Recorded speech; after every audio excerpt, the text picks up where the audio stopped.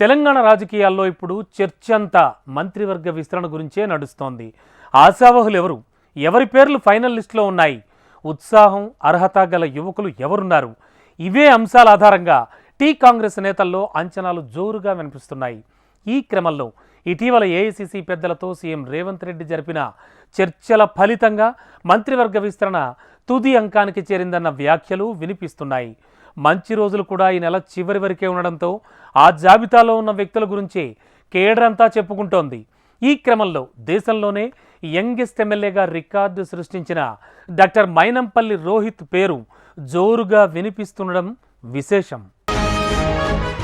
ముఖ్యమంత్రి రేవంత్ రెడ్డి అధికార పగ్గాలు చేపట్టిన తర్వాత మంత్రివర్గ విస్తరణ ఇప్పటిదాకా జరగలేదు. ప్రభుత్వ పాలనను మరింత పటిష్టంగా నిర్వహించేందుకు, ప్రతిపక్షాలకు ధీటుగా చెక్ పెట్టేందుకు ఒక్క ముఖ్యమంత్రి మాత్రమే ఫైర్ బ్రాండ్ గా ఉంటే సరిపోదని ఆయన మంత్రివర్గంలోని ఇతర సభ్యులు సైతం రేవంత్ కోరుకున్న రీతిలో వ్యవహరించేవారై ఉండాలన్న టాక్ నడుస్తోంది.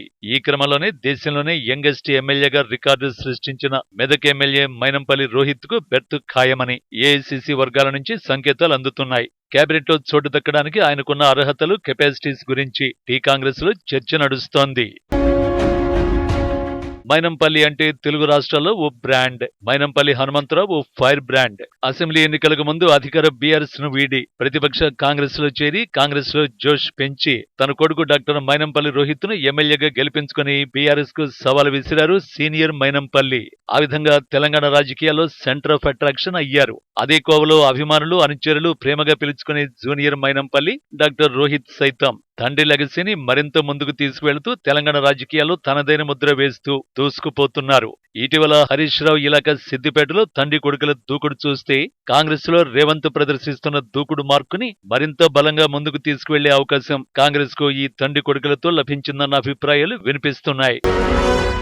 డాక్టర్ మైనంపల్లి రోహిత్ రాజకీయాలకు రాక ముందు నుంచే మైనంపల్లి సోషల్ సర్వీస్ ఆర్గనైజేషన్ ద్వారా ఎన్నో సేవా కార్యక్రమాలు చేస్తూ ఉన్నారు. పేదలకు అండగా ఉంటూ తనదైన ప్రత్యేకతను చాటుకుంటున్నారు. సాయం కోరి వచ్చిన వారి అవసరాలు తీరుస్తూ అసలైన ప్రజానాయకుడిగా గుర్తింపు తెచ్చుకున్నారు. ఈ క్రమంలో అతి చిన్న వయసులోనే మెదక్ నియోజకవర్గ ఎమ్మెల్యేగా గెలిచి తన అర్హతలను, కెపాసిటీస్ ని చర్చాంశాలుగా మార్చారు డాక్టర్ మైనంపల్లి రోహిత్. ఈ క్రమంలో యువతరంలో మంచి ఫాలోయింగ్ ఉన్న రోహిత్ కు యూత్ కోటాలో మంత్రివర్గ విస్తరణలో అవకాశం కల్పిస్తారని అత్యంత విశ్వసనీయ సమాచారం.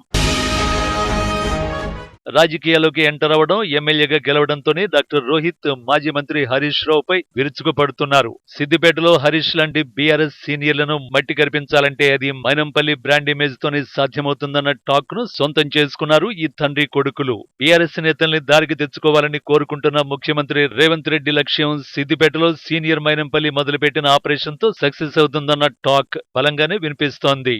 ఈ ఇద్దరు తన అనుచరులతో, ఫ్యాన్స్ తో, కాంగ్రెస్ క్యాడర్ తో సిద్దిపేటలో విసిరిన సవాళ్లు కాంగ్రెస్ లో జోష్ పెంచే.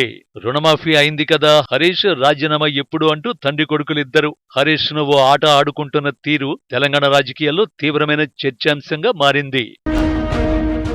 రాజకీయంగా దూకుడు మీదున్న మెదక్ ఎమ్మెల్యే డాక్టర్ మైనంపల్లి రోహిత్ పాలనలోనూ తనదైన ముద్ర వేస్తున్నారు. మెదక్ నియోజకవర్గంలో సుడిగాలి పర్యటన చేస్తూ అభివృద్ధి కార్యక్రమాలు కొనసాగిస్తూనే ఉన్నతాధికారులతో సమీక్షలు చేస్తూ అధికారులను పరుగులు పెట్టిస్తున్నారు. అంతేకాకుండా ఆకస్మిక తనిఖీలతో డాక్టర్ మైనంపల్లి రోహిత్ దూకుడు పెంచడం విశేషం. 26 ఏళ్లకే ఎమ్మెల్యే అయి దేశంలోనే యంగెస్ట్ ఎమ్మెల్యేగా రికార్డు సృష్టించిన రోహిత్ ను ఇటీవల రాహుల్ గాంధీ ప్రత్యేకంగా అభినందించారు. ఏఐసీసీ అధ్యక్షులు మల్లికార్జున ఖర్గే అండదండలు డాక్టర్ రోహిత్ మీద మెండుగా ఉండడంతో రోహిత్ కు కేబినెట్ లో బెర్త్ పక్కా అని తెలుస్తోంది.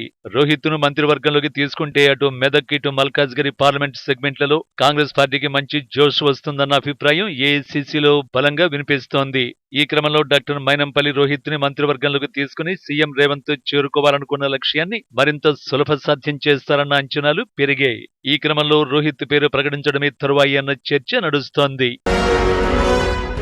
రాహుల్ గాంధీ రాజకీయాల్లో యువతకు ప్రాధాన్యమిస్తూ ఉండడంతో విద్యావంతుడు, వేలాది మంది ఫాలోవర్స్ ను కలిగి ఉండడమే కాక ఎన్నో గోల్డ్ మెడల్స్, డాక్టరేట్స్ పొందిన డాక్టర్ రోహిత్ కు మంత్రి పదవి ఇస్తే యువతను రాజకీయాల్లో ప్రోత్సహించినట్లవుతుందని ఏఐసీసీ వర్గాలు భావిస్తున్నాయట. ఈ క్రమంలో సీఎం ఆశీస్సులు సైతం రోహిత్ పై ఉండడంతో కేబినెట్ లో రోహిత్ కు బెర్త్ ఖాయమని, అది కూడా కీలక శాఖ ఇస్తారని తెలుస్తోంది.